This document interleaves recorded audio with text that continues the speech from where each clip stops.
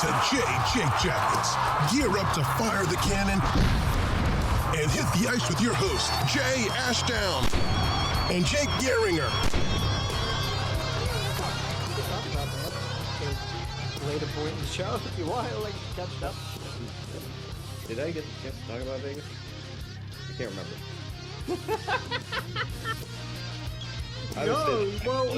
You'll have to remind me if I ever got the chance to talk about it or not. So you didn't. You talked about going, I think. But I didn't get a chance to actually talk about. No. Maybe we can ease into that now that we're into the show. Like, how was that? You went to Vegas, baby. It was great. Oh yeah, because it makes sense because I was only back for a few days and okay, I'm sorry, my mind's jumbled. Yeah, it was great. Fair enough. There for 4 nights. We had all nights at MGM comped because we gamble there. So that was great. Flight there through Delta. We did have to stop in Minneapolis both ways. But it was only $22 because of air miles. Well, you also, like, your buddy invited you, right? Well, I have a friend in Vegas who, kind of has a gig with the Golden Knights, so I got free tickets to a game. Oh, yes, Kaylee, right. Yeah. So, I keep forgetting she's the one that actually did this for you. Like, we had already planned this trip to Vegas. Like, it wasn't centered around that game, but I still wanted to go to a game because I saw that they had 2 home games while we were there, one against the Rangers, which would have been tough to get to based on when we landed, but one against the Penguins was going to be easy to get to. So I just texted her about like, hey, like, where should I like get tickets? Like, is there like should I go through this site or this site? Like, what's a good place to sit? And she's just like, what's your email? She was just like, let me just give you these. Let me just give you tickets. Pretty dope, which is great. So our seats were right by the Fortress. Really? Ooh. Yeah. So cool. The opening ceremony thing that they did with the night was cool as hell. Well, they always do that, don't they? Lowers to the ice. Yeah, the entrance helmet. Yeah, John Wick mode going off, the light show and everything. I mean, it's as Vegas as it can get. And not only did they do that, but I'm sure Blue Jackets fans will be happy to hear that they played the Pittsburgh Penguins, and despite being down 2-0 after 2 periods, the Knights rallied to win that 3-2 in regulation. Got to see Brendan Brisson's first NHL goal. Oh, you did get to see that. That's right. Yep. It was Riley's return to Vegas, wasn't it, too? So he didn't get. It was. Smith? He had a video and everything, but he didn't play. He was out. So that sucked. But he was in a suit and he was like on the bench, and I didn't know if he had like a tear coming out of his eye or not, but he definitely looked emotional, waving at everybody and whatnot. Original misfit. Come on. Exactly, an original misfit. You could tell everybody. Like, I think what I learned, like, I didn't doubt that Vegas had some passionate fans. Dude, it's a great fan base. This is a really, really good fan base. I'd love to go to a game. Energetic. I've never been to Vegas myself. Unbelievable place. I've never been to Vegas. So great. I really want to go to an away game. I would love to go to Bridgestone because I've been in their team store. Yeah. It's fun. Yeah.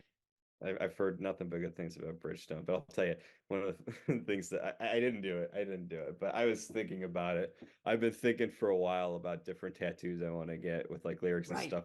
And there's the tattoo parlor that was right by the casino, and it was just like call my name the whole time.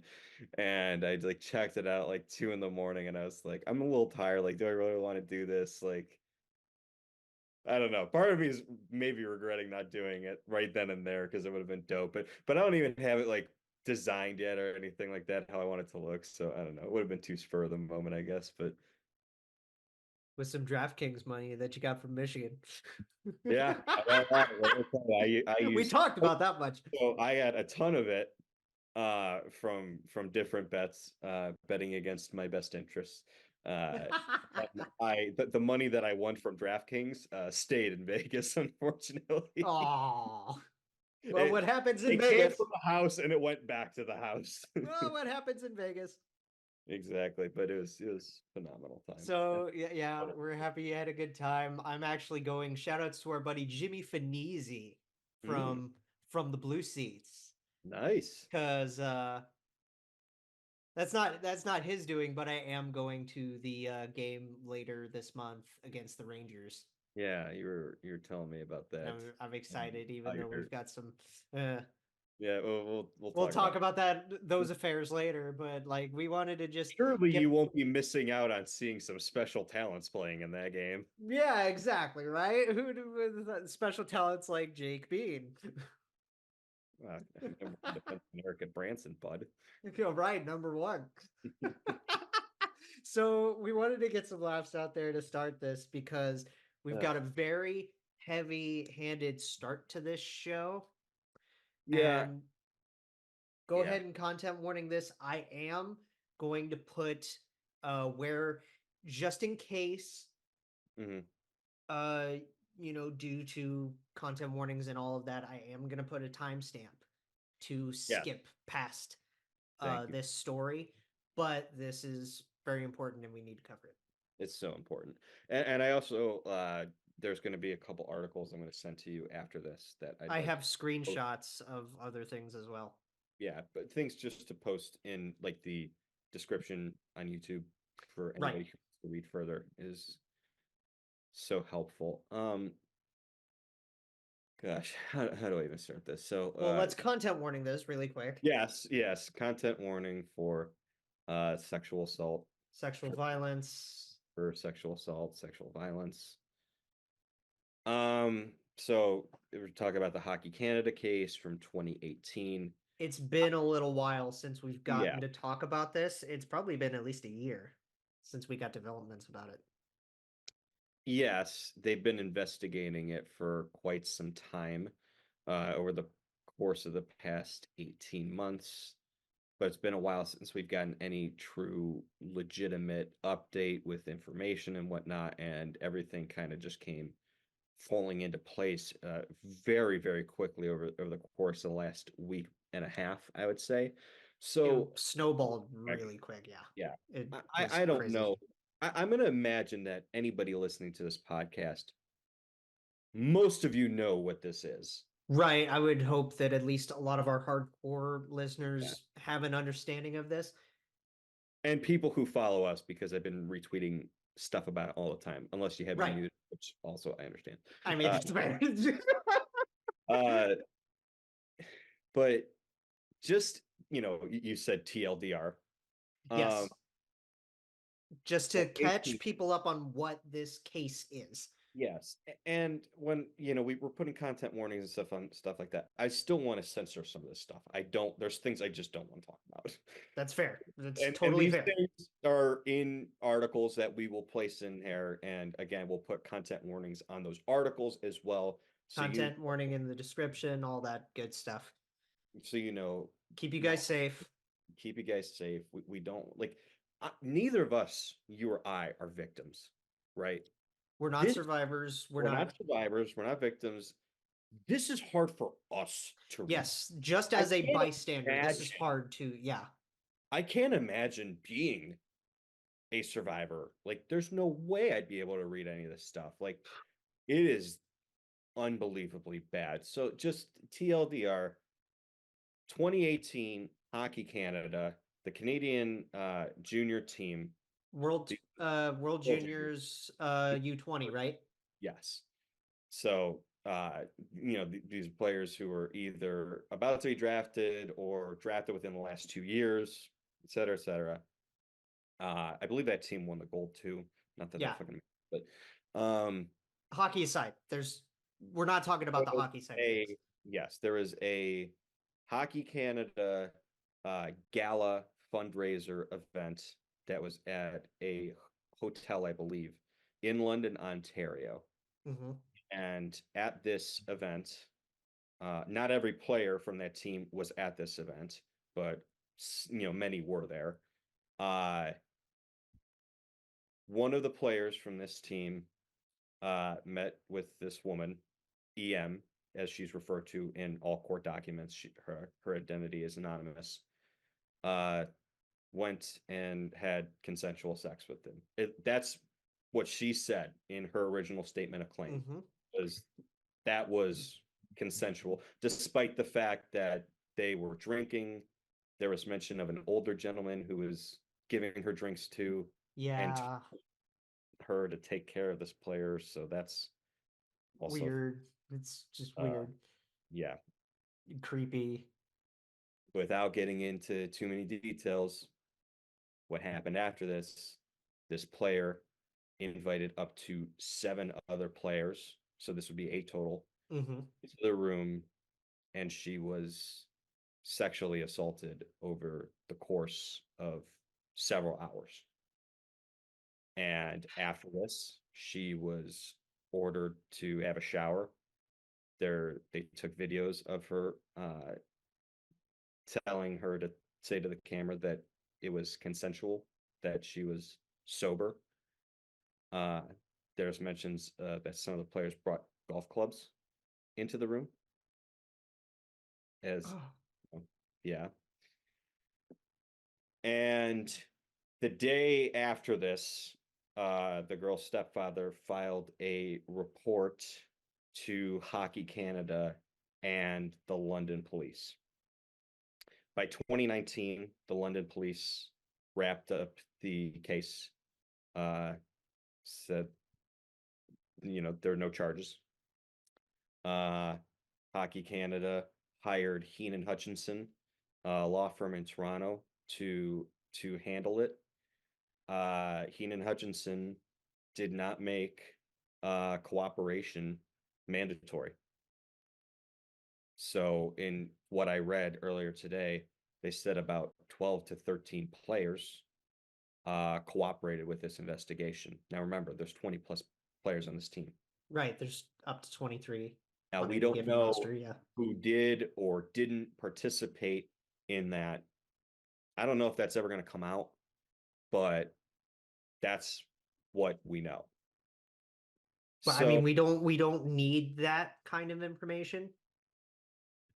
Exactly, like we don't need right, because it gets too fuzzy. Like there's the information that's come out recently is far more important. Yes. Fair. 2021, they reopened an investigation. So yeah, so I think it was early 2022, if I'm not mistaken. Oh yeah. So maybe I'm just thinking of other stuff. I'm thinking of other he filed crap. a lawsuit Right. against Hockey Canada, Mm-hmm. 8 unnamed players, and the CHL. The entire governing body. Yes. And as Rick Westhead had said, he started to look at this case, and magically, within weeks of this lawsuit being filed, it was settled. And she was given $3 million to make it go away. Hockey Canada paid her $3 million to just sweep it under the rug. I'm going to repeat that again. Yeah. It paid her $3 million. That's a lot. That can, yeah, that is a lot of money. That can pay. It's like, okay, coming from a fan perspective, what can you buy with $3 million? What kind of player? I mean, I don't know if I want to totally like compare this to players and whatnot, but no, but like to buy to say a good third line player. Exactly. This is a lot of money. And it's not to say anything about, like, I don't want people to take this out of context and say, like, oh, this is all about money. This is not about money at all. No. What we're saying is you pay out $3 million. Jake, would you ever pay out $3 million on something that you don't think you did wrong on? No. That right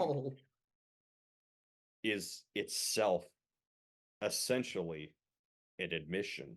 That's a panic button. And you're goddamn right. There's a panic button because Rick Westhead's on the case, and so is Katie Strang and many Robin other. Doolittle. Robin Doolittle more recently has been doing fantastic work. Oh. And not just recently. She's done a lot of unbelievable work in terms of covering sexual assault cases in that area as well. Right. She did a Rick lot Westhead, for the Chicago story, right? Rick Westhead mentioned a piece that she did back in 2018, a few months prior to this incident happening, where she covered many cases of sexual assault that were left unfounded. That was what the piece was called unfounded. One of them being a case in London, Ontario. Right. So fast forward to like a a little few bit weeks ago. later.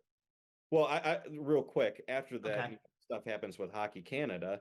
Rick Westhead's getting on it. The story breaks out, and now we have investigations being reopened, and for good reason.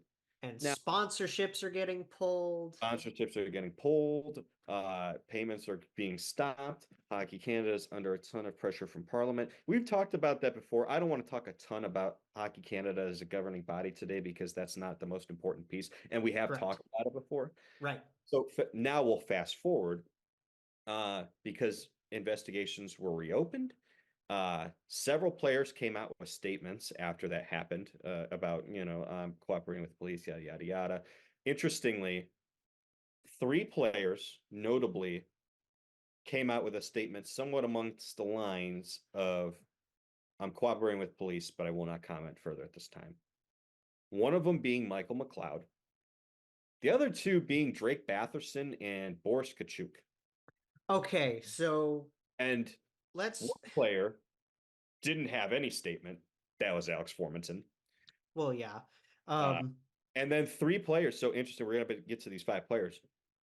3 of the players who we're about to talk about who got charged said they had nothing to do with the investigation.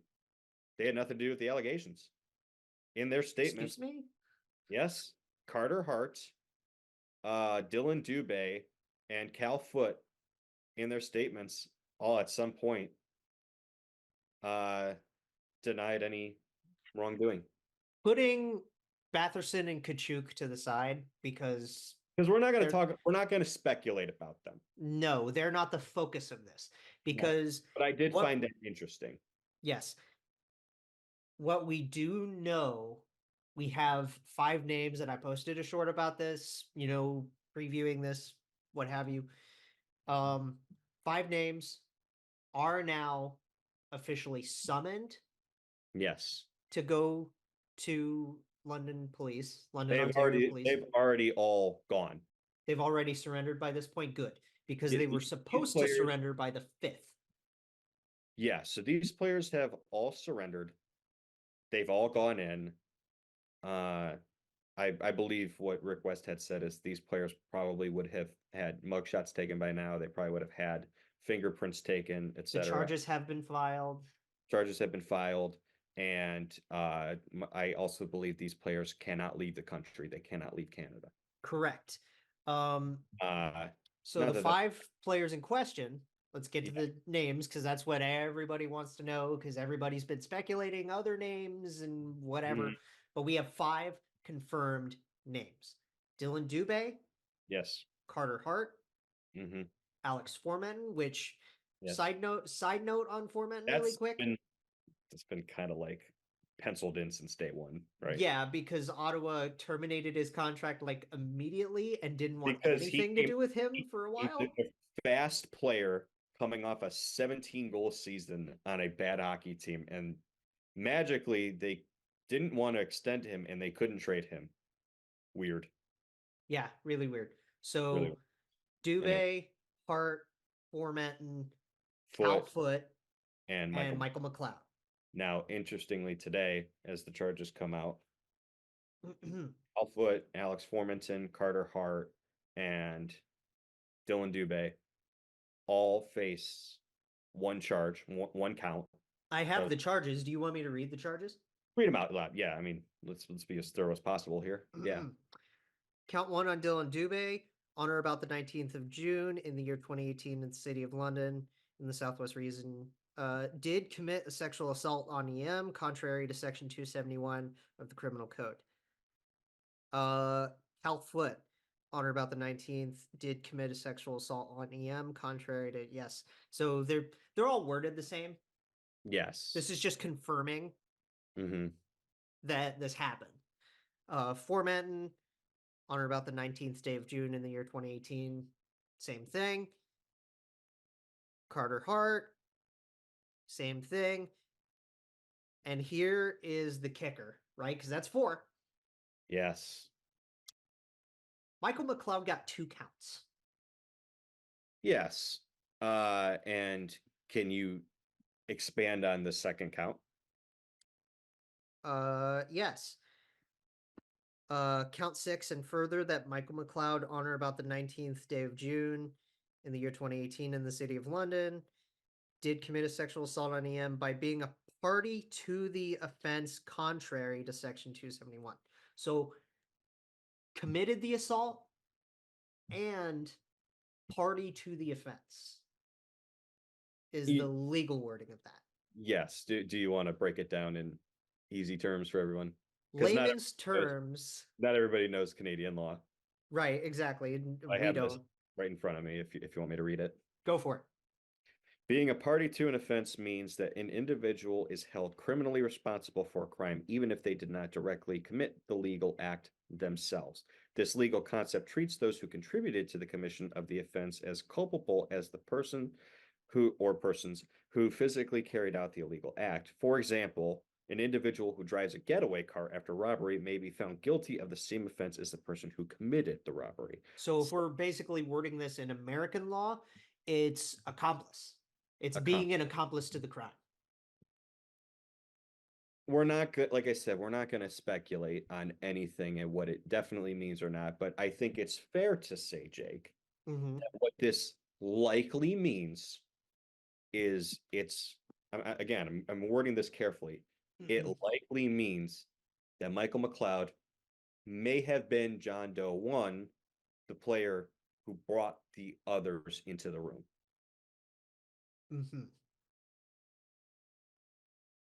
That is what that could mean. It's what it, I think, likely means. Again, Yes. we need to wait. There are is a press conference on the 5th, and that could be something that is cleared up. But again, I don't know what will or won't be cleared up because, law's a tricky thing and whatnot. But police can only say so much as well. Exactly. Police can only say so much. Obviously, the players themselves and their lawyers are not going to say much. They're going to no comment just about everything. Right. But that's how I wanted to word that, because I think that's kind of the inference that everybody is coming to today after. There are, speculations that he was also the one that could have been taping her. Yes, that is something out there as well. Like I said, we don't want to speculate too much, but that is another theory as well. Potentially could have been the one messaging EM the day after, basically asking her to make it all go away. Right. So what that means for these players, obviously, is we're not,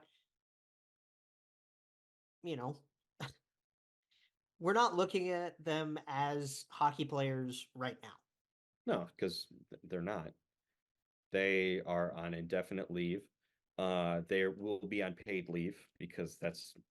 I know nobody wants to see these guys get paid, and you roll your eyes, and that's fair.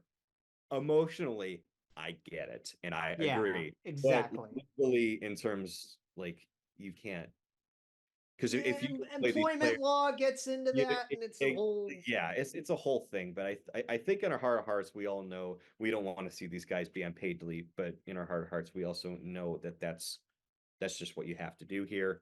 Right. But the good news is these guys are all on expiring contracts. Right.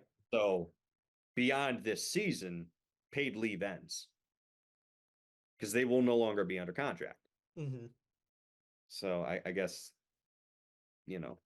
maybe that makes you feel a tiny bit better. Or you could, I don't know how this is the weird thing, right? Because this whole story is about when they were on the World Junior team. What gets fuzzy is the NHL's involvement in Yes. Yeah. Because unfortunately, these players are all now NHL players. Well, except for Alex Formanton. He was an NHL player, but now he was in Switzerland. But Playing in a Czech the league. one And thing yeah. I'll say, and you and I are so critical of the NHL, and they deserve it every second Oh of it.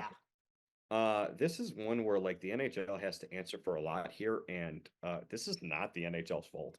No, this is something that they shouldn't It's have Hockey to. Canada's fault. These guys were not NHL players when this happened. Exactly. This isn't something that Gary should have to answer for. He will have to answer for it, but I 100% agree. Like He shouldn't have to, but it like this is one of the few times I'm looking at Gary like, damn, you don't even deserve to, you know what I mean? Like, yeah, I feel kind of bad for yeah, the guy a little like bit. it's insane how like a lot of the onus for some reason is going on the NHL here when all of it should be going on Hockey Canada and the London Police. What's interesting to me, Jake, uh, I want to get two things out of the way real quick here because Rick Westhead brought up the fact that this case, because of how backlogged Ontario is, might not see a trial until 2026. 2026, guys. That's insane to me. It's insane to me too. On obviously, I mean, like I get it when it comes to patiently waiting for other cases to get solved and priority and other things, and we don't want to rely on this. I understand how that process works. Yeah, they to a said that degree. the high-profile case it could be pushed up. That's not guaranteed. Right. But what's important to me is that we remember the reason that this process takes so long is because you need to be thorough. There are multiple investigations involved within other investigations. The discovery period You takes have a Hockey such Canada a long time. a London police investigation, an NHL investigation. I'm curious as to how those all unfold. Right. And then on top of that, like, because you have to get a judge and you have to pick out jury members. That You have takes to, a long time. you have to hire the bailiffs and Hire bailiffs and like court dates and stuff like that. This process is going to the unfortunate thing is a lot has kind of unfolded here over the last week, Jake. yeah. And unfortunately, after this press conference, it's probably going to be a while before we hear anything. This is the biggest, this is going to be the biggest part of this story that we're going to have for a long time. A long, long time. That's not going to make this go away. That's not going to make anybody forget about this. We damn well hope not. Oh, you and I will make sure that people do not forget about this. Oh, yeah. It's too damn important. But I wanted to bring it up because as frustrating as it is that this process takes so long, there's a reason it does.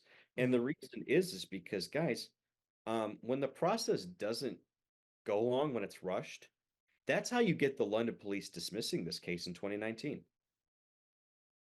I know it's been frustrating that this case has taken so long to get to this point, but the process that they went through has led to this, to players being charged, which is what we wanted. Obviously, we want swift justice, but more than anything, we need some goddamn justice, Jake.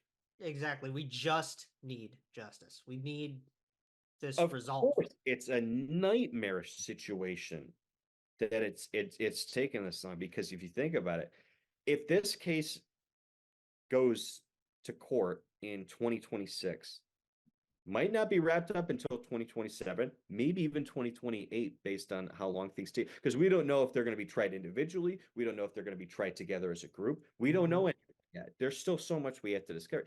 Jake, if this doesn't get finished until 2028, that's 10 years. Exactly. And there's 3 guys still out there too. Now, again, we don't want to speculate too much about the 3 players. Could be possible, just throwing this out there, because we saw one anonymous agent talk about one anonymous player saying that they went to the room at one point, didn't partake, and then left. Which obviously isn't good. That But still files you under of like course, yes. But it, like, is it possible? I'm just throwing this out. Is it possible that those three who have not been brought in were just people who saw and didn't partake and left, shut their came and mouth? left and could be. I'm not saying that's for sure what happened. It's a theory. I don't Yeah. know.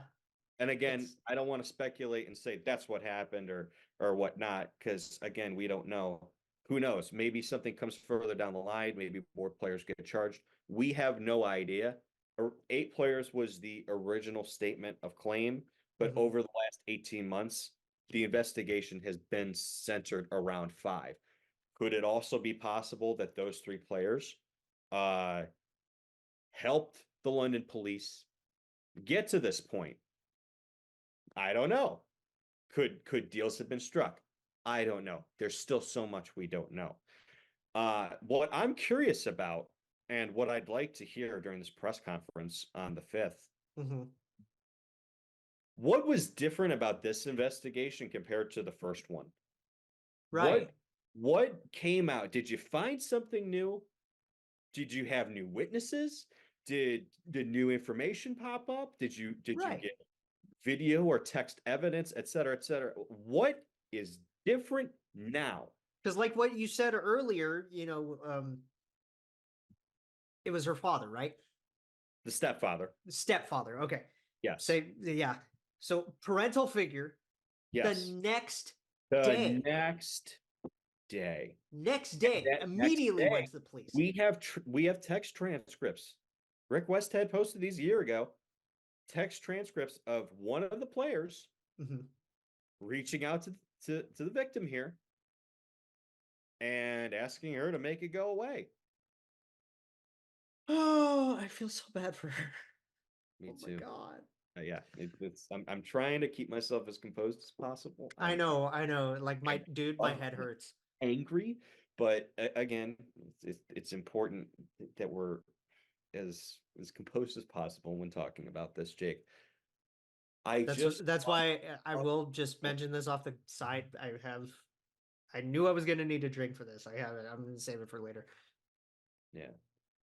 I want to know what was different. What was different between these two investigations that, because here's the thing, like, and I was talking about this with a friend earlier, and unfortunately this friend is also a survivor. Mm-hmm. Do you know how rare it is that, forget about people being arrested, seeing jail time, etc. It's hard to even get charges pressed. Yeah. It's hard to get those counts. It's not The just fact that. Like those counts are happening 6 years later. it's crazy because like think about the difference between civil and criminal cases, right? Yes. A civil case, you're just trying to seek payment. You're seeking payment for pain and suffering, essentially. And what's fascinating to me, and I want to make sure everyone's aware of this. Hockey Like Canada, monetary payment is the difference. Hockey Canada pays her $3 million. That's the case that EM had with Hockey Canada, etc. Mhm. What's happening right now? This is the Crown in Canada. This is government. Right. These charges are not from her. These are, These are police, these government are actually Crown coming from coming after these players. yeah. And what's fascinating to me is, and what angers me is, like, it's so hard to press to get to this point so many years later, Mhm. especially after you already went through an investigation. Because So it I takes need to know what you found. and this is the problem, right? Because you mentioned how hard it is to get counts even filed. Yes. Think about how much harder it is from a survivor's perspective Hmm. to come out and tell your story in the first place. Yeah. Yeah.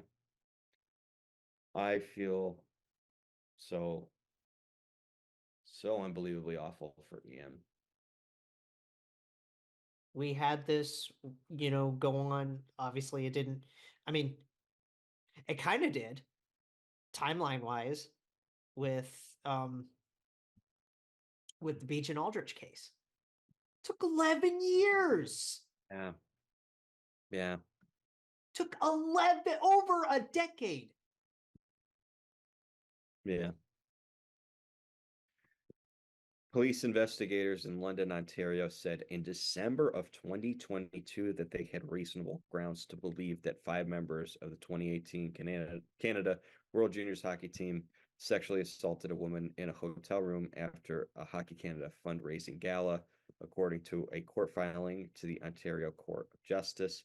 The 94-page document was filed with the court system in October, provides an outline of what allegedly happened, with some parts of the file redacted.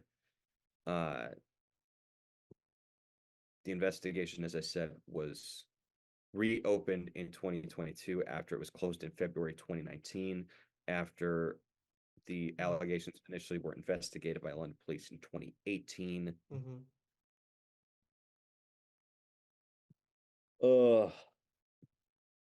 Now, I'm trying to go through this real quick to see if there's anything that we missed. that I missed. I will say on the on the NHL side of things, when it came to the other 4 players taking these leaves, yeah. some. Do we quickly want to mention the Calgary Flames? Well, let's mention the Flyers first. Okay. Because Danny Briere, when the Flyers came out with their statement, and I want to say there was another statement that was similar, like more in the vein of what the Flyers did, where all they cited was personal reasons. All they cited was personal reasons. And, Briere and Torts both coming out in the media. By the way, Torts has been a gem throughout this whole thing. Yeah. As he should be. Saying, we don't know. The guy, he takes this shit seriously. Exactly. We don't know what happened. We don't want to focus on Carter. He's not here. Yeah. Right. So, again, personal reasons was the citing that the Flyers had, right? And then the Calgary Flames. Good God. I don't know if this was a miscommunication between management and like PR people, or exactly what Dubé told them. Here's what I would like to say. The NHL warned teams in either late July or early August that something could happen during the course of the season in terms of charges, coming out, and that their PR team were to be prepared and as vague as possible. No, I don't know if they directly. Maybe not vague, but I think they just they gave him a stern warning and said this is coming down the line. You should be aware of that. Yes. So Jake, look, I took a PR class. I took one PR class. I'm not an expert in PR, but I just from my perspective, I don't care what a player tells me. If I know that something could be coming down the line, and I know this player was on the 2018 Canada junior team. Now granted, the Devils were the last one to the party here, but they had the best statement of them all. Yeah, and I mean, like, what did the Devils say? They're granted a leave of absence, and that's all they said. Exactly, and I mean, they didn't show up to practice the day before, and yeah, they weren't. So they were already gone. They weren't at practice, so people were speculating, and then they came out with the statement. Now, granted, they had the hindsight of seeing what happened with the Flames, and and correctly said, "We're just gonna say these players are gone," but that's it. Yeah, but like, I don't give a shit what the player tells me. You are not obligated to tell anybody why a player is given a leave of absence. Right. You know, especially when you can't you're not stupid. You know people are going to speculate. Oh yeah. So don't put yourself in any danger. You know why the Blue Jackets told everybody Patrick Laine stepping away from And mental going health? to yeah, going into player assistance, and we'll talk about Because that. there's nothing around Patrick Laine. Wasn't a part of any investigations or anything like that. So He's going into player assistance, and we know that this is probably what's going on with him. so like, you know, that's one thing. But Do not specifically cite a mental health reason when you know that this is most likely what's going on. here's what I will say. All you had to say Yeah, was personal reasons. yes, you could have just kept That's it. all you had to say. You don't even have to say personal reasons. He was granted a leave of absence. Whatever. That's it. That's it. Just say they're gone. They're gone. He's gone. He's gone from the team right Just now. say they're gone. He's away. So That puts so much, dude. That fires me. That just actually fires. God, because Flames. I'm so Yeah, I'm so upset right now. I'm angry about everything. What I will say, it's already bad enough that they did that. They came out with a second statement and said, "Hey, we had no idea the charges were coming out." Now, the way that they Oh, you didn't. the way Fucking liars. Here's the thing. They're lying without lying. You know what I mean? Because the way they worded it. We know that charges were coming out tomorrow. You know what I mean? Like they did that bullshit. Oh.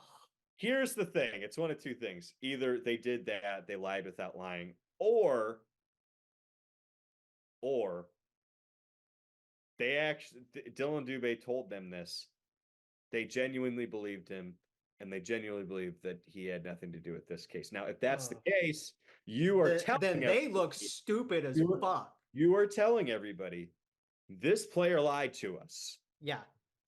And all I'm saying, like that's not great, but all I'm saying is I'm willing to forgive it a little as long as it never comes out that you fucking knew about it. If you knew about it, burn that organization to the ground. Maybe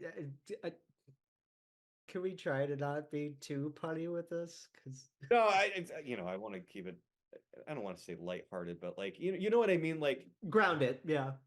Yeah, I don't want it to be too heavy on anybody because I've been dealing with how heavy this is the last few days. No, exactly. Like you just got like this is just us talking about the the details about the case and whatnot.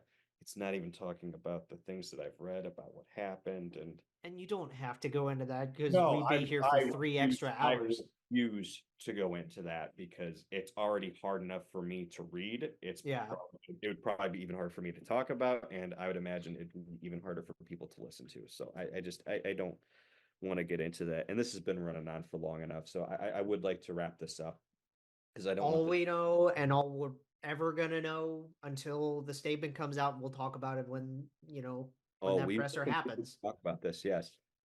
We have the press conference on the 5th. We will certainly hear more information. I'm sure there's going to be a couple of notable sound clips in that interview press conference.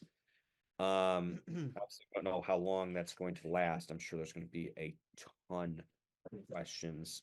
I know that TSN will be broadcasting it. I'm sure. So Canadian friends, get ready for that.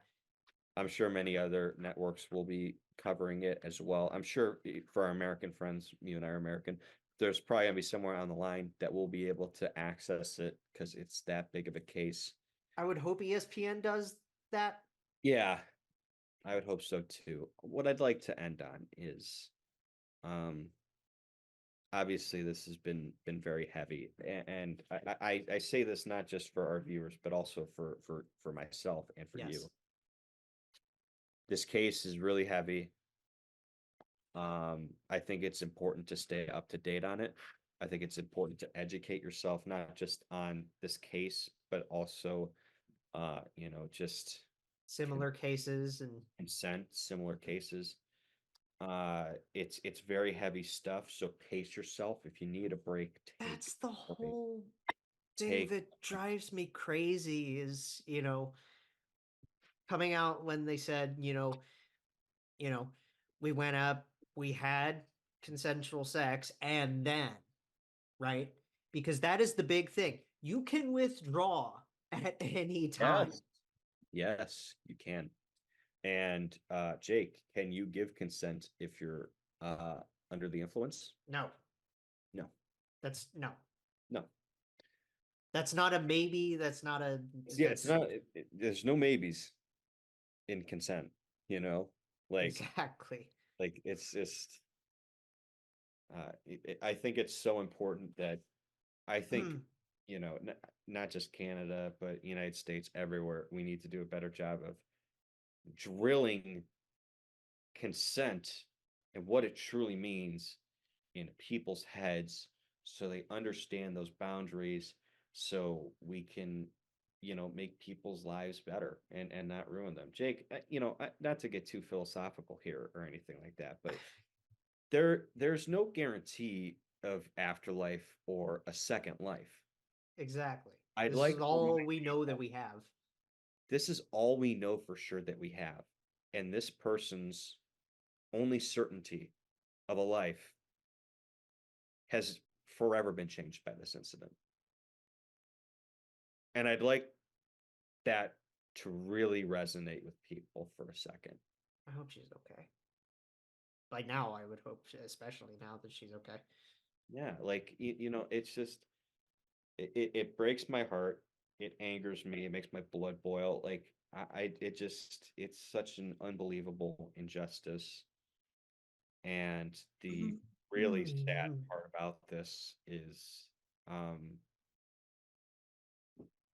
this to me feels like the first domino. It is. It is because We still have we still have 2003 and details to come out. who else knows? Who else knows, Jake? Right.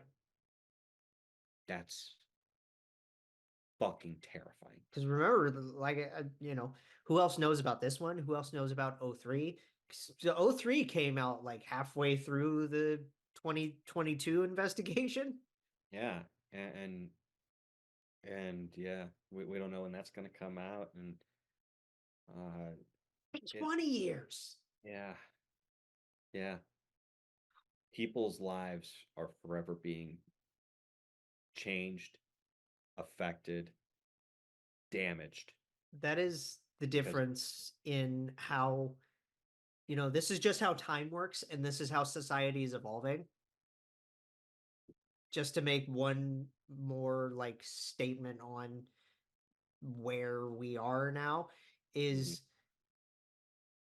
just society as a whole back in even the early 2000s, you didn't hear about this because I don't know, you just didn't. People just thought it was normal to keep that under wraps. I don't want to draw this on too long, but like it's Am I wrong? No, it all comes back to hockey culture. Yeah. Like It's locker room culture. yeah. It's a culture that protects predators.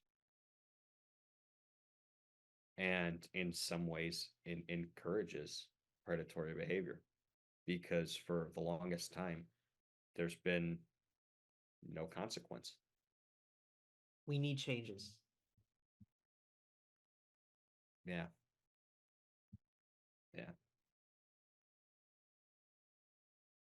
Okay.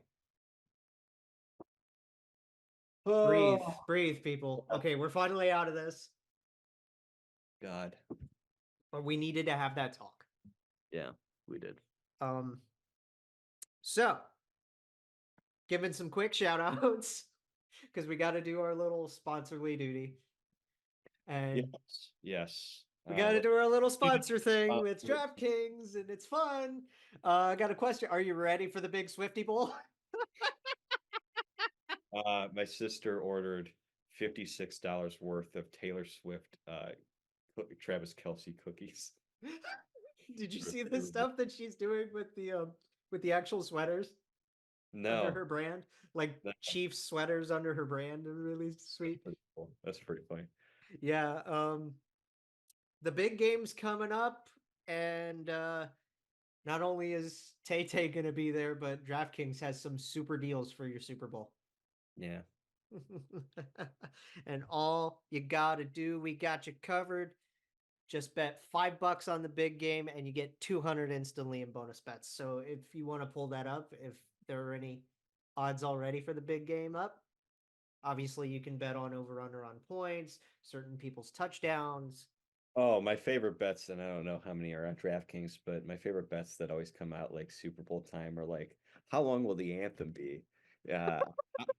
Is it going to be heads or tails? Whoever wins the coin toss, are they going to kick or are they going to receive? Do they have commercial bets? I'm sure they do. I bet they have. Yeah, I'll bet that. I heard that, I think it's FanDuel is doing like one on like, will Travis Kelce propose? Which is just like, you're just asking for money. How many cutaways? Yeah. How many Taylor cutaways over under on that? Exactly. How many Jason cutaways are we gonna get over under? I want that. Yeah. True. Jason Kelce. How many Jason Kelce was an animal. Shirtless. I'm sure. That was awesome. So right now, the Chiefs are plus 100. Okay. And the 49ers are minus 120. Wow, NFC getting the edge this year. Chiefs are the 49ers are favored by 2 points. Over under is set at 47.5. Super Bowl specials. Let's see what we got. First touchdown type, minus 150 for passing touchdown, plus 125 for rushing, plus 1400 for other. So like I'm assuming like some fluke. Some fluke, maybe. Yeah. Last play of game to be a cute QB Neil. Yes or no? That's taking it way back. These are some what will happen first? Sack or touchdown? Will there be a pick six? Oh wow, they're going. Will there be a score on the last? Will there be an octopus? Oh, that's my favorite one. An octopus? Octopus, I believe, is a touchdown. Oh, what it is it the same player getting a touchdown and a 2-point conversion? Okay, that's weird. That's fun. I like that. Like, does Isaiah Pacheco get a rushing touchdown and then they go for 2 and he also gets the 2-point conversion? That's cool. I mean, Travis can do that, and then you can cut away to Taylor in the booth. Exactly. And all you got to do to get in on the action is download your DraftKings Sportsbook app now and use code THPN. New customers can bet $5 to get 200 instantly in bonus bets. Only on DraftKings Sportsbook, an official sports betting partner of Super Bowl 58 with code THPN. The crown is yours. Big breath in. Here we go. You ready? Yes. Gambling problem? Call 1-800-GAMBLER or visit www.1800gambler.net. In New York, call 877-8-HOPENY or text HOPENY to 467-369. In Connecticut, help is available for problem gambling. Call 888-789-7777 or visit ccpg.org. Please play responsibly on behalf of Poodle Casino and Resort in Kansas. 21 plus. Age varies by jurisdiction. Void in Ontario. Bonus bets expire 168 hours after issuance. See dkng.com/football for eligibility and deposit restrictions, terms, and responsible gambling resources. Quick update. The All-Star picking thing is going right now. This is from the What Chaos podcast. or what chaos show that's hosted by DJ Bean and Pete Blackburn. Oh, Petey. I mean, I know we have the full teams out. We'll read those at the end. Michael Bublé just said he is on mushrooms. Not joking. Wow, we thought he was drunk out of his ass. That's fantastic. That's awesome. Good on you, Boobs. But Good yeah, on you, Michael. I Have was some I fun. was doing dishes earlier, and Michael Bublé came up on my phone. Oh, it's just coincidentally. So, So, all right, Keppies. the king of Christmas. Kepi's, I'll keep it Elvis first shout out in quite some time. Obviously, Yeah, over 2 calendar years, guys. Yeah. This is crazy. good for And that him. just kind of goes to show you how the team's been constructed. Lord. Lol. Look, that game was fucking boring. That I game was mean, awful to watch. I mean, That was such a boring game between two completely disinterested teams. yeah. But you know what? Regardless, he played well, stopped every shot he faced. Good for Elvis. Hopefully, heading into a long break, that's good for him. He can enjoy his break. Maybe He he'll could breathe a little bit, maybe. take a deep breath, head out of this break. Maybe he can get on a little bit of a roll. Good for his confidence. That's what I'm hoping for. I'm really happy for Elvis. Obviously, he's been through a lot, so to see that was pretty great to see. So I'm happy for him. Good on Elvis. Mine is also going to be pretty short and sweet. We are recording this on said player's birthday. Ooh, Yegor Chinnikov. The Jaeger bomb has been fantastic. He's absolutely earned those top line minutes. he is top 3 in a category for the Blue Jackets. As he should be. You know what it is? Oh God, is it plus minus? He is first, second, and third on the team for hardest shots this season. Oh, that's right. He's like his hardest shot was like 103 and a half.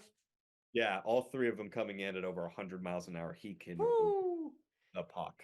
I mean, we don't call him Jaeger bomb for no reason, you guys. Yeah, literally. Jaeger was the easy pick. I did kind of want to go with Dimitri as well. So I guess I'll give an honorable mention to Dima, because here's the crazy thing, right? So the rookie of the month for January came out, and Brock Faber got it. Yeah. And despite scoring 5 goals all month, like Dima was like second or something in rookie goal scoring for the month, he didn't even get a sniff. Yeah, that was like, what? Like, are you kidding me? That's strange. He didn't even get a single vote, and he's been on fire. That's really weird to me. Yeah. So yeah, quick shout outs to Elvis and to the birthday boy Yegor. Hope he had a good day today recording this. Obviously, just I bet he's off doing birthday break stuff, clapping bombs in his basement. Yeah. Firing at the washing machine like Sidney Crosby did his kid. You know what I mean? Dude, that washing machine. The fact that they still have that. You can't get rid of it. No. You can't get rid of something like that. What's next? Going into the next thing, the big trade that broke yesterday. That was wild. That broke late night last night. So we've been trying to keep track of certain trade targets, at least the bigger names, and Elias Lindholm was among the top guys for that. Yeah. JR and Patrick Alvin were just like, you know what? Chips to the middle and let's do this. Yeah. Patrick Alvin, by the way, got an extension by the Vancouver Canucks. Good on Patrick. Good on Patrick. But unfortunately, his first move after that extension, he got his fucking lunch money taken from him. My God, did he give up a lot?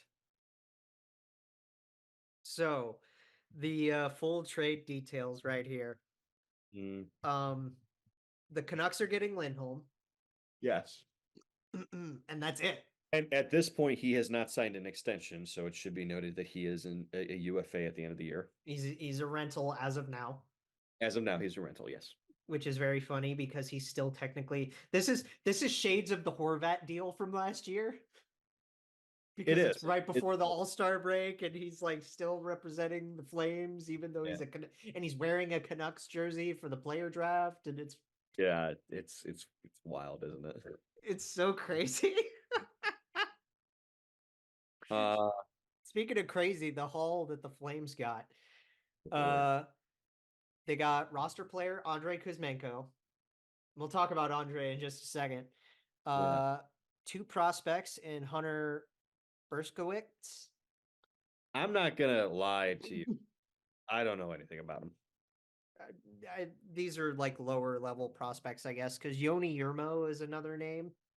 He's a little Another, older, isn't he? I think so. I don't know anything about either of those guys, honestly.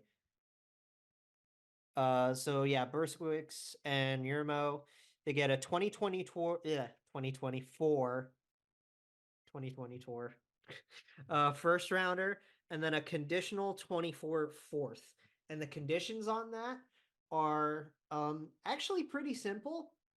Yeah. Is it gets converted into a third if they get to, I want to say, the conference final, right? If the Canucks go to the conference final? Yes. If they just get there or if they win it? If they get there, I believe. If they get there, okay. So that's pretty simple. They can get a third if the Canucks go all the way to the conference final, and that's fine. The big thing for me here on the Flame side is, especially on the Canucks end, I understand that Andre has been underperforming a lot this year. He only has 8 goals. Yeah, his shooting percentage has gone down, and he is notably a slower winger. And the Canucks are a team that want to play with a little bit more pace. Finally, I can actually take a sip of this without feeling guilty. But dude, Kuzmenko and a first and those prospects. Yeah, that's a lot. It's a lot. That's a lot for a 28-year-old. Because you're trading away a player who is a UFA, a pending UFA, and you're buying low on Kuzmenko. That's a good bet. Right. Getting a first out of it, and as well as prospects. So Joni Jurmo is a 6'5" defenseman from Finland. He was drafted in 2020 in the 3rd round. He's currently unsigned. He's playing in Finland. I don't know what his projection is. I don't know enough about him, but that's that's fair. That's what I've learned about him in the last 2 minutes. Excuse me. It's weird though, because I was just on you guys know this. I was hanging out with Kyle on a stream. Yeah. Watching along to the game in Calgary just a few days ago. And we had fun. We had I don't think we had any conversations about Elias Lindholm, if I'm being honest with you. Yeah. Which was kind of funny to me.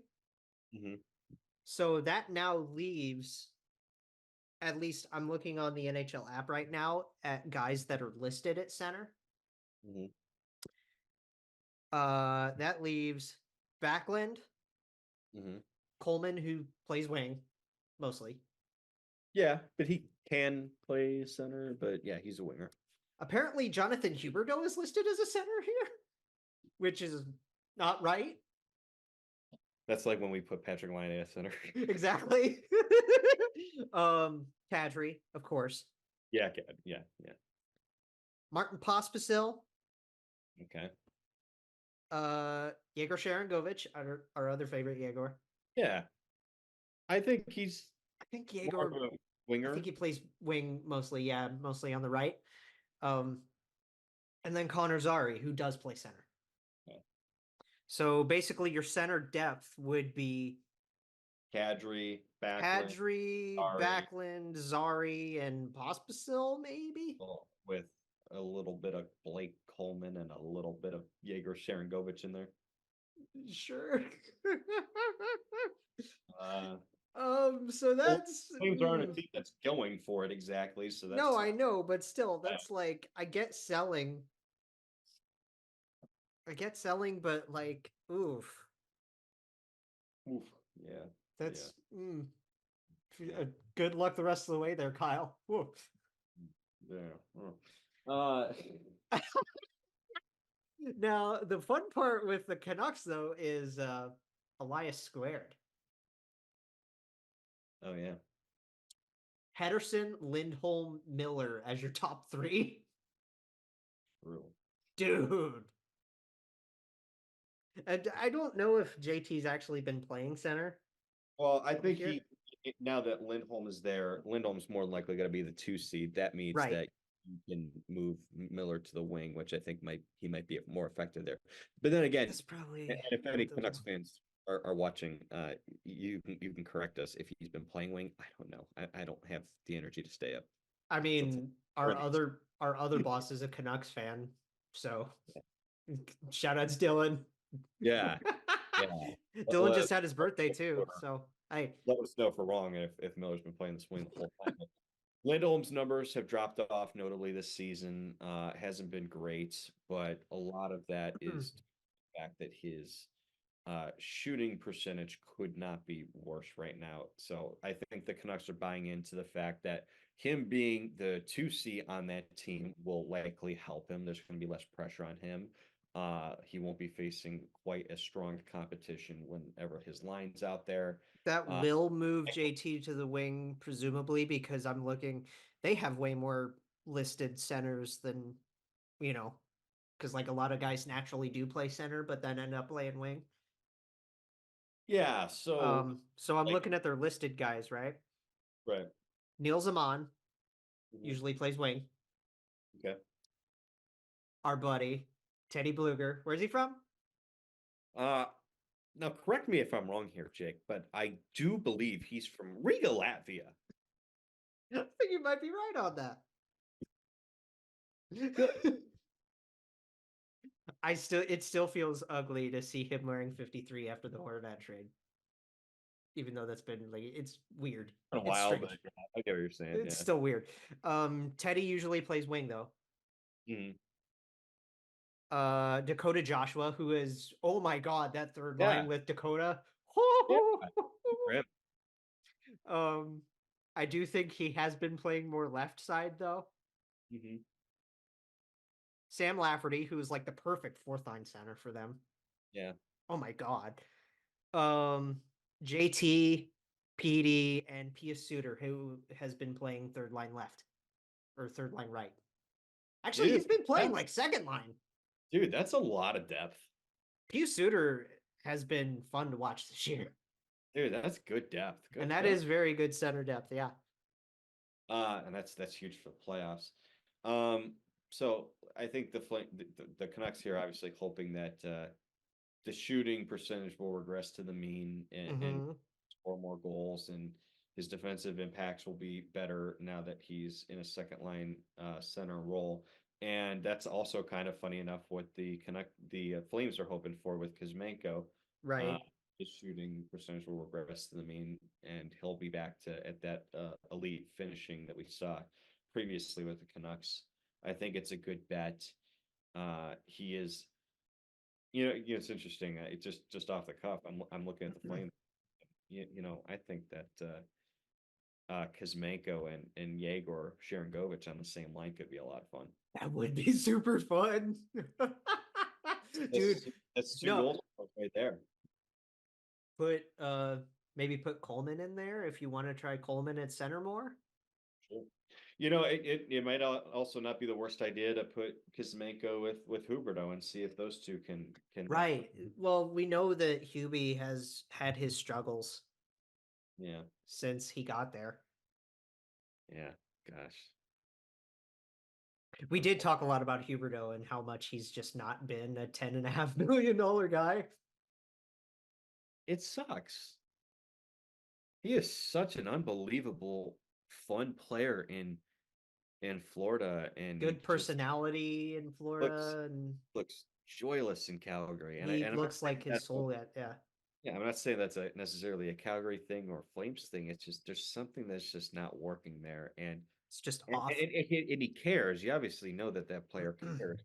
It always sucks when you see that happen to a guy, a really good guy too. Exactly. Well, hopefully, what this is year 2, Mhm. and he's got 6 more after this. So hopefully, I don't know, like production with a guy like that who's around 30 is kind of weird, Yeah. especially when you start aging out of that prime. Hmm. So, that being said, you would hope for more, but maybe this is just who he is now. I hope not. I hope not. I'd love to for the Flames fans too who've been Exactly. lately. Uh, I'd like to see him get back to that form. But you get a really good electric young guy in Andrei Yeah, who like that's something to look forward to. You get a first round pick too. Like that's nice. Kuzi. Magic. I really wanted Kuzi to work out in Vancouver, like seriously.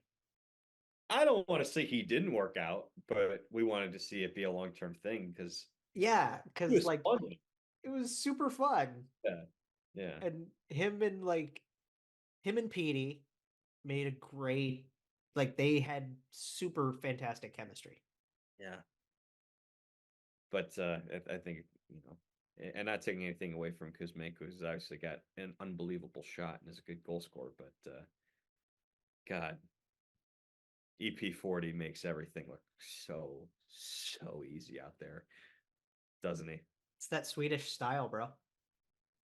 It just makes things so much easier for everybody else, doesn't it?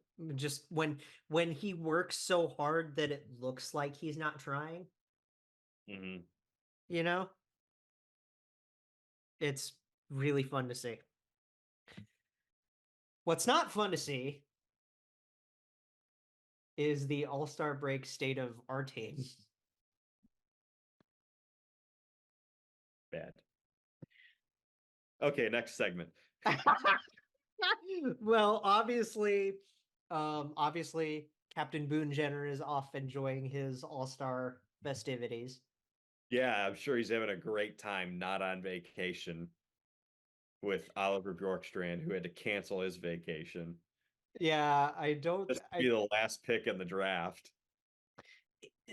we'll talk about the draft in a second, but that was weird the way they handled the last little bit of that. Yeah. That was really strange. Back in the day, you used to win a car for being the last guy. Car and a cash prize, right? Yeah. Yeah. So, You're telling me that they couldn't give them the car that used to be in the Islanders arena? hell, we'll give you the Toyota off of Great American Ballpark for all we care. Exactly. It's Swear, I've never seen. Actually, I've probably only seen one home run hit off of that Toyota sign ever. the mall that's attached to the Hockey Hall of Fame. Mm-hmm. Certainly there's a car in that mall, right? Well, didn't that used to be Maple Leaf Gardens? I have no idea. I think that used to be Maple Leaf Gardens. There's, Maybe it was. I don't know. or I always maybe it's like a general store or something. I heard yeah. a story where like the center red line is still there somewhere. Well, that'd be pretty dope. I always like laugh at like the jokes for like, growing up. It's like, how did they get this car into the mall? And it's like, well, they built the mall around the car. That's how. Yeah. So Columbus obviously sitting pretty at the bottom of the metro. Yeah. 50 games, 16, 24, and 10. That's not even the most loser points out of the division. Oh, the Islanders are addicted to fucking loser points. The Islanders have 12. Jesus Christ. Um, They can't stop fucking losing in overtime. hey, Patrick Waugh.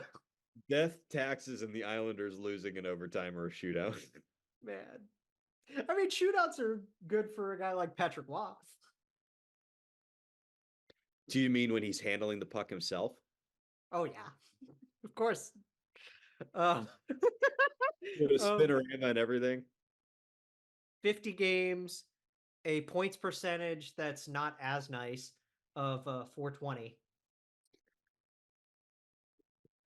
Ooh. And a minus 36. I'm willing to bet that minus 36 goal differential is also their goal differential in the third period. Oh yeah. Well, didn't you say something about like a couple of weeks ago they had a minus Oh, 27? I don't know how much it's changed since then, but I'm still willing to bet that like first and It's second somewhere in goal there. differential is like hovering around 0, and then like the third period is still just abysmal. Oh, it's somewhere in there. God, What's those- crazy is Washington is miles ahead if you count 9 points as miles ahead. Yeah, I And do. they have a minus 31. Yeah, someone asked that question earlier, and I'm trying to look it up, but I can't find it anywhere. What is the worst goal differential for a team that made the playoffs?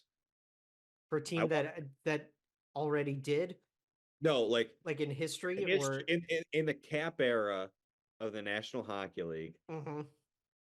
what playoff team had the worst goal differential the year that they made the playoffs? That's a good question. It wouldn't surprise me if it was one of the teams who made the playoff in the bubble. I do think this is very funny.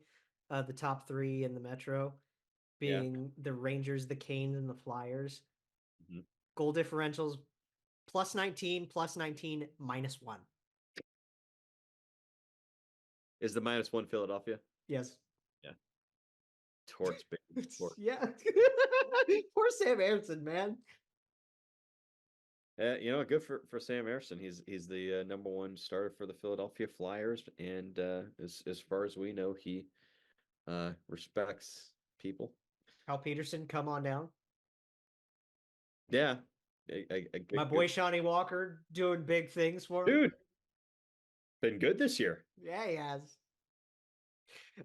So okay, getting back to depression mode for a second. We win somehow that St. Louis game. Yeah, and that's all. Literally one shot made the difference. Yeah. Because shots were 22-21. Yeah, who knows? Maybe if the Blues had that one extra shot, they would have tied it. Who knows? We come back after the break on the 10th to play the Lightning. Oh, Yeah. fun. Yeah. Fuck. Cool. Cool. Team leaders. Because I'm avoiding the elephant in the room for obvious reasons. Yeah. Krill leads team in goals. Yay. Yay, Marchie. He's got 15. He's good. Yeah. I love him so much. He's good. He's good. He's good. He actually has some of the he's got the best English out of the 3 of them. Yeah. Which is kind of fun. If you want to hear us gush about the Rush, of them, isn't he? what? He the oldest of them? I think so. Yeah. He should be. Yeah, because he was 18 draft, right? And then 18. Dimitri was 19, and Jaeger was 20. Yeah, so that makes sense. So Kirill leads the team with 15 goals. Z leads the team in assists with 27. Yep. Johnny leading in points with 32. Yeah. There are 8 dudes in the entire National Hockey League that have more goals than Johnny just has points. And this is... Well, it's, yeah, there you go. Elvis, a 322 goals against and a 903. all things considered, a 322 is not as bad as I thought it would be. Yeah. It's funny because, like, It sucks when you only have one good defenseman in front of you and Erica Branson. Like, what do you do? Is that just the gag It tonight? is Like, back from now on, yeah. From my research, from going through player cards, yeah. I'm fairly certain every single defenseman for the Blue Jackets, Yeah. expected goals against, like, percentile is below 30%. Right.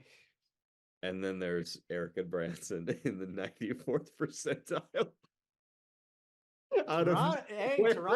Toronto fans, if you still want him, we'll take Lily off your hands. I was dying because I was like, I sent it. So what I did was I took his player card, I like lowered it so it took out his name.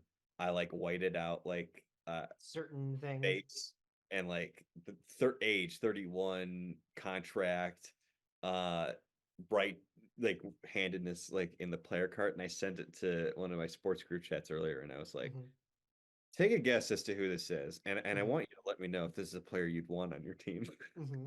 Well, Toronto fans do. I've had earnest conversations with guys that are like, we'll take him. Could be time to buy. Right. See, because here's the funny thing too is Toronto fans also want Boone. And as much as Yarmo has said I'm open to trading anybody, that's not happening.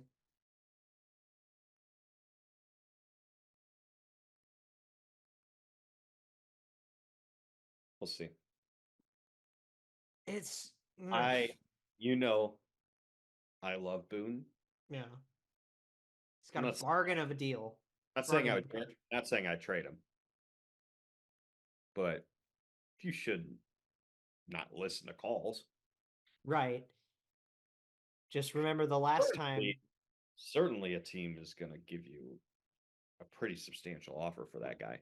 Well, do you remember the last time Toronto acquired our captain? Yeah. Didn't go too well for them, did it? No. Poor Nick. So what you're saying is we should be making number one defenseman Erica Branson our captain. Yes, it's exactly what I'm saying. Exactly what you're saying. Yeah. Fuck it, throw the C on Elvis. I don't care. Yeah. So do we want to have this conversation about the disconnect between JD and literally everybody else? Just really quick. No, because let's save it for another day. Because I haven't heard, dude, have you heard Jarmo Kekalainen himself speak about anything no. over the last like few weeks? No, because if I heard it, I would have mocked his voice. The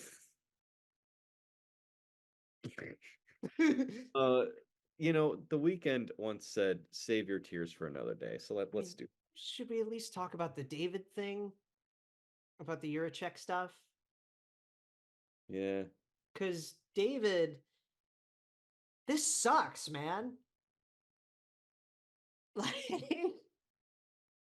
I'm not gonna lie. Something you said on our Twitter, I don't want to say it angered me, but it made me raise my eyebrow a little bit. What do you mean? When you're responding to someone about the whole David Jiricek thing, and then I think it was Frank Serengeti, as I like to call. Oh, I was giving Frank shit. Giving Frank shit, and I was like, Jake, it could have came from Steve Simmons. I would have believed anybody who would have said that report. Someone coming out and saying players like playing in Columbus, but they don't want to play for this management group or front office. Well, that was the weird thing about the Kirby Reichel thing to me. That cannot surprise you. It just can't. That was the very strange thing about the Reichel tweet to me, because I was like, dude, out of the three guys from that first round, yeah, Kirby I could give the least amount of shits about what he has to say. Yeah, but I don't devalue what he said. As a matter of fact, the fact that he didn't pan out might almost give him a little bit more credence to that. Yeah. I guess. I don't know. Jake, I want to remind, like, this is what stands out to me. So out, like, think about this for a second. Mhm. Who besides David Yurchek has come out and basically spoken out against the front office this season? Elvis, we know that. Elvis, the first goalie that Yarmo ever drafted. Mm-hmm. He was patient with him, 5 years overseas. Right. He basically made him the number one goalie after limited time in the NHL, gave him that 2x4.5 extension, and then after 1 year, gave him another extension and basically committed to him being the number one goalie. There has not been from the time that guy was draft eligible until now, there hasn't been a bigger believer in Elvis than Yarmo. And now look at what's going on. You're right. And what is Elvis saying? How about the other one from the report earlier this year? Igor Chinnikov. Oh yeah. In the front office. Do you remember when Yegor Chinnikov was a guy that nobody fucking knew? Who believed in him? Who drafted him 21st overall? When the guy who drafts you and believes in you and puts all this faith into you is the same guy you don't believe in, that should tell you everything. That's very, yeah. But the thing that's weird to me is the disconnect between the guys in the front office together. Yeah. Because John is brushing this off like, man. Yeah, whatever. Don't you think JD, like, dude? I know he's not going to come out and say, I don't have faith in my guy, in Yarmo. But I don't think John David or weird... Jarmo Kekalainen could have lost more credibility or respect in this fan base more than they have the last 2 years. I never could have predicted how bad this would have gotten. The theme this season has been dysfunction. Yeah. Throughout. And it started with the Babcock hire. It started with Babcock. It's permeated throughout the front office ever since. It happened with the injuries that we've had, which we know injuries happen, but the kinds that we've had, dude, the bang, bang, bang 6-week timelines. What did we say at the beginning of the season? There are two very different possibilities for this season. Either improvement, either decent improvement. We said after Babcock was, basically fired, that either this team rallies together as a unit, right, and shocks people, and Pascal Vincent is the solution, or it's going to be fucking ugly.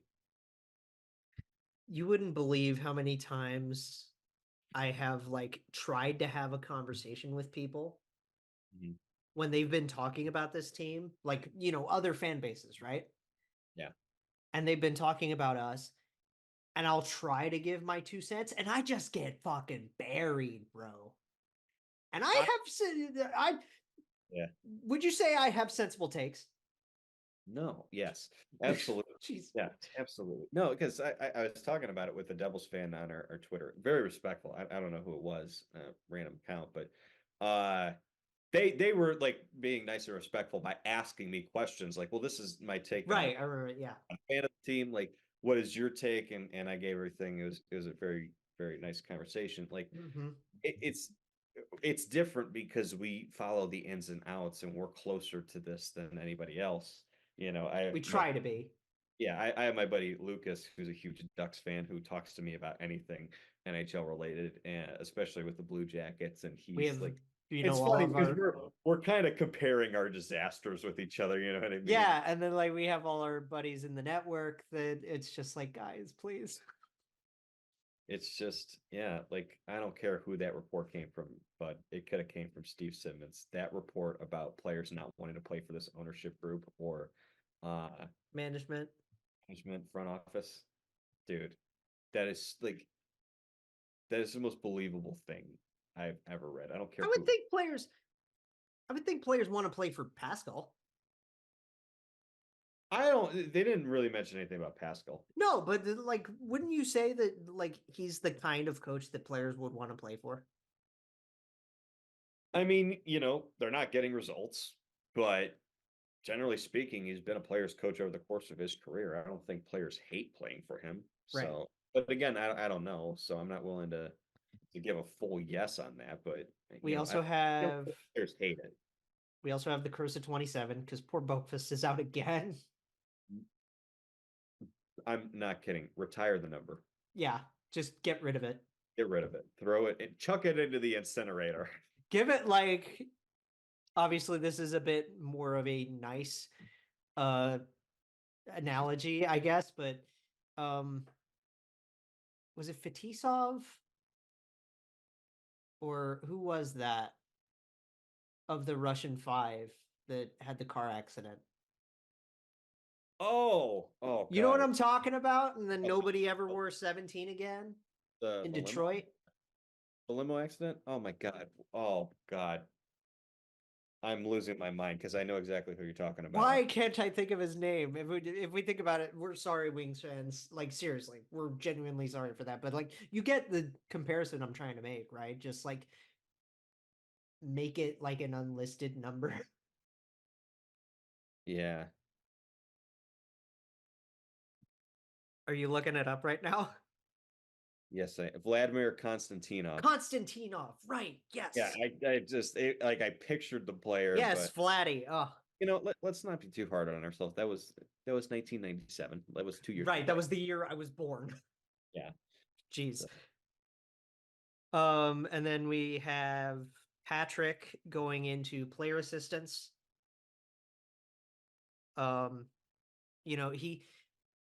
He was on the road trip. And then he flew back to Columbus because of setbacks. Yeah. And then a few days later, now he's under the player assistance program. It's an indefinite leave when he's cleared. And again, this is like a very, that's the vague team statement, right? That's, he's going there and we're not going to give anything else. We wish him the best, right? Yes. Knowing Patrick Laine and what he's gone through with his injury issues, it's gotta hurt his mental state. Yeah. With just how much that is, it's got to be a huge mental thing. Yeah. God, I couldn't imagine like how awful it is to just go through that over and over and over again. And yeah, I hope he's doing well. We love him. He's a great guy. Love him to death. I feel for him. I hope he's doing all right. I am also very sad that I'm not going to see the kid, the Rangers game. Adam Fantilli, Very 8 lucky weeks. Wearing those socks. Just said the injury could have been a lot worse, but he's 8 weeks with just a brutal sounding injury. Forget about the fact that he got injured and that he's going to be out for that long. Just how awful it sounds. Like half laceration. Oh, It's exactly what. because Because Joe Burrow had a calf injury too, right? And he pulled something, right? Yeah. He strained it. Cut with a skate. Yeah. Cut with a knife shoe. Remember, people, this is knife shoes that you're running around on. Yeah. God. That's gotta be something like That's gotta hurt. This has to be something where the league has to invest in, we've talked about the neck injuries in the past. Now with Adam Johnson's passing, people are wearing the neck guards now. We need carbon fiber leg protection. Yes, because they talked about, he's wearing those protective socks, so that made the injury like less worse. It could have been serious. Well, Landeskog. What happened if he doesn't wear it should be mandatory to wear those. Exactly. And think about Gabe Landeskog. I know he's back to skating now, but right? Isn't that what happened to Landy? I legitimately didn't think he was going to play again. Exactly.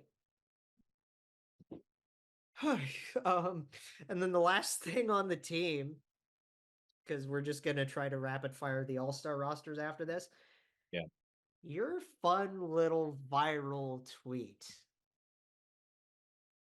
I want to address this in particular, like specifically, Oh God, you're too kind. to with just kind of sum this up, right? Mhm. This has got to be like in terms of how many people have seen it, in terms of likes. It's got to be up there near the top, at least number 2 in terms of I don't like know. There's something about popular tweets that we've had. yeah. There's just something about my tweet specifically that. Is that right? Kidding. This is the thing that sucks, because like when it comes to our engagement, please like the video, share the videos, all the fun stuff that everybody asks of you, but because that helps. Yeah. It genuinely does help. And the reason why like I pin certain episodes at the top of our feed is we want those. We want this traction. We want help. We can't get help if you guys don't enjoy the product. Yeah. Right? Like that's why I pinned the tire episode, because Dylan was just that much fun. Exactly. And yet it's a tweet like this that gets the most engagement, because think about Twitter as a whole anymore, right? I'm going to say this in the simplest and most well thought out way possible. I love the Jackets. I will never not be a fan. I will always love them. But right now, there's next to no reward to being a CBJ fan. The returns we get as fans are nowhere close to the investment. That was your full tweet. Yeah. It has, as Banger, of if I may say so myself. you did what? Banger, if I say so myself. Indeed, a banger. 5 reposts, 3 quotes, so technically like 8 reposts, 81 likes in almost 3,500 views on timelines. Mm-hmm. Dude, the reach. And you didn't do any hashtags. You didn't like expand with that.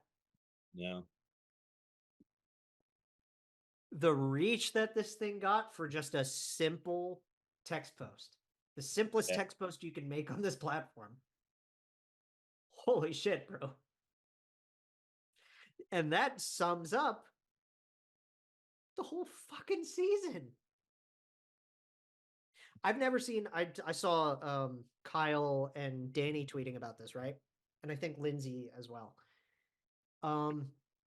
This is probably the first year that you've seen it turn into apathy from genuine fans of this fan base. Yeah, not to get too far into a rant here. I think, because we talked about it many times, how expectations are so low. We weren't expecting playoffs or anything like that. We want the hockey to be enjoyable. Good. Like, it doesn't even have to be necessarily good. It just Fun to watch. we don't want to go into a game and feel like it's constantly just soulless and joyless. And arena prices don't help that. Like, like I said, we talk about like the 2022 season. Sure, paper tiger of a season when you think about it, because that really punched above their weight. They weren't actually that good of a team. It was still an enjoyable season despite the fact that they missed the playoffs. Like, I just want to be able to, even when we miss the playoffs, be able to enjoy it. And there's nothing enjoyable about this process. And more than anything, like bad seasons will happen.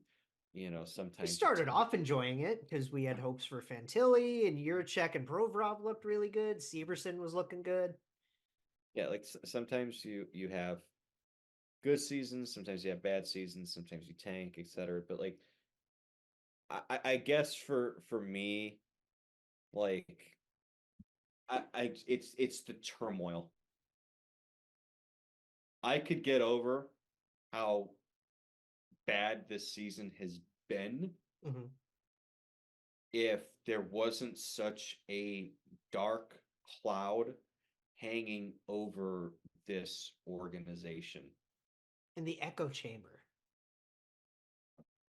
Like it's crazy how much different it feels if there was just a different general manager and president of hockey operations. And it's so, like I said, it's an echo chamber, especially coming from opposing fans where they're laughing at us. And I'm like, just tell me something that I haven't heard yet. Yeah, like people laughing at the Blue Jackets doesn't bother me one bit because it's just like I can laugh with them, like laugh through the pain. You know what I mean? Yeah, Like exactly. you Tell know, me something that I oh, have not heard that's actually going to shock me. the Blue Jackets suck. I'm like, yeah, Yeah, and and yeah, I'm still gonna, dude. I'm still yeah, gonna have a blast when I go like to the Rangers game. you know, um,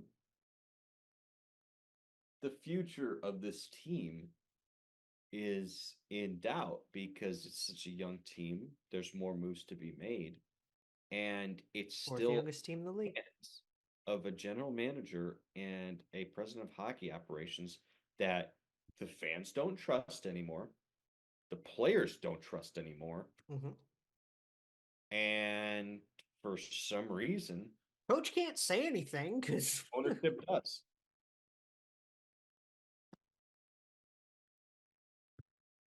I Like don't know. that alone.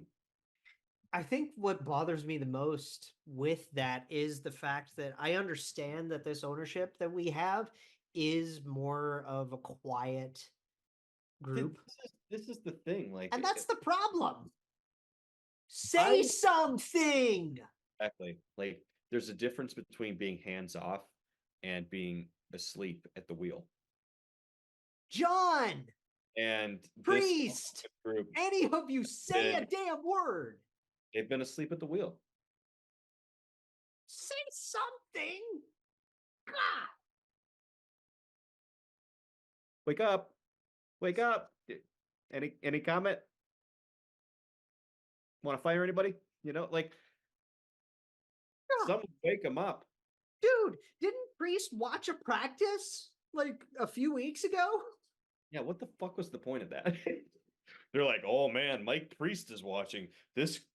Oh, it's getting serious, and then nothing happened. And nothing happened. What fucking happened? What was he watching? Was he watching their shitty defense? Was he watching Andrew Peak and just Watching like Andrew Peak out there and being like, this is fine. watching Eric and Branson on a top pair? Like, yep, good. Well, yeah, well, to be fair, I mean, that is good. I'm at 10% of my battery, so let's Okay, cool. But yeah, that's where we are in the All-Star break. And we just gotta slog through it. It's most of this between what we talked about off the top of the show and the rest of the season for all of y'all. Let's just enjoy the ride. It's a marathon, not a sprint. well, unfortunately for us, regardless if it's a marathon or a sprint, we have been walking the whole time. Oh yeah. So All-Star weekend coming up, and they did the player draft today. They're doing the PWHL showcase and all that fun stuff. We got teams. All right, let's read these rosters. Full team for, and these are all Steve tweets because of course they are. Team Buble, Hughes ×2, Pedersen. Nice.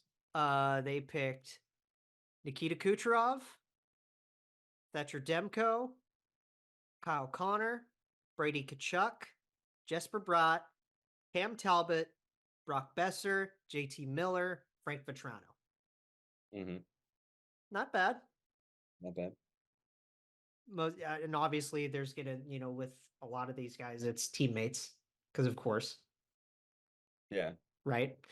Full team for McKinnon, McRae, McCarr.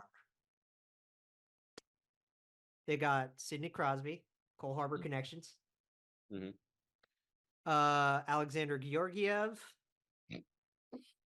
Kirill Kaprizov, Sebastian Aho, Tom Wilson, Jeremy Swayman, Travis Konechny, Elias Lindholm, and Oliver Bjorkstrand. Damn. Last pick in the draft. Working with McKinnon. Full team for McDavid, Arnett, Draisaitl. God, these celebrity captains are so weird. Oh, they are. This team's unbelievable, by the way. Yeah. Hellebuck, Pasternak, Dahlin, Robert Thomas, Sam Reinhart, Sam Bobrovsky, Potter, you son of a bitch. Dude, this team is unbelievable. Sergei Bobrovsky, Boone Jenner, the best of the bunch. Dude, look at this team. McDavid, Draisaitl, Pasternak. Yeah.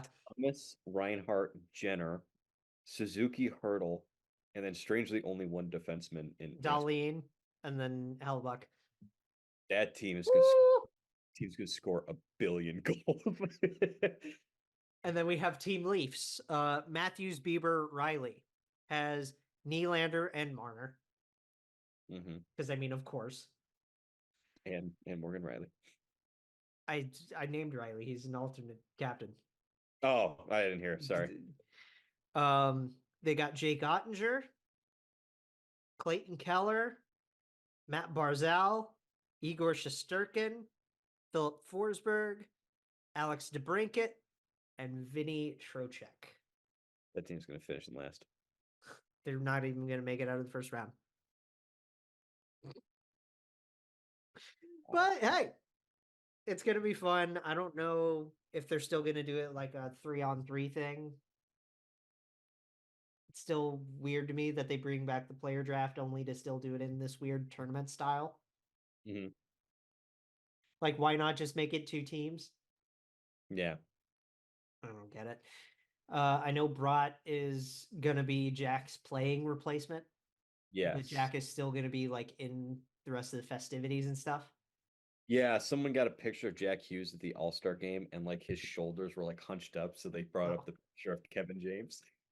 I know I was talking with Robert earlier in the Discord when we were watching the player draft, and he said that Tom Wilson was following him around for some weird reason. Like he saw Tom Wilson like 5 different times. Here's the picture I was talking about. Yeah. That's classic. A classic indeed. It's a classic from a year ago. Yeah. But that's us for the week because your dog's sitting. You and I need to do a watch along at some point soon. Yes, you can watch me while I watch hockey games. We'll treat it like a live pod. Hey, why not? Works for me, man. Works for me. That'll be fun. Enjoy the dog. Let's enjoy the All-Star festivities. Big dog. And please share this one because the big story at the top. This was a hard get through at the top, but we made it. I'm gonna send you the links to. Yes, we'll have the links. You can skip it if you're gonna have issues with this.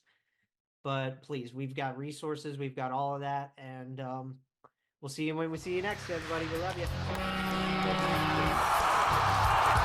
Jake Jackets, a podcast for fifth liners and all puckheads around. Follow the guys on Twitter at Snake Gehringer, GARRINGER,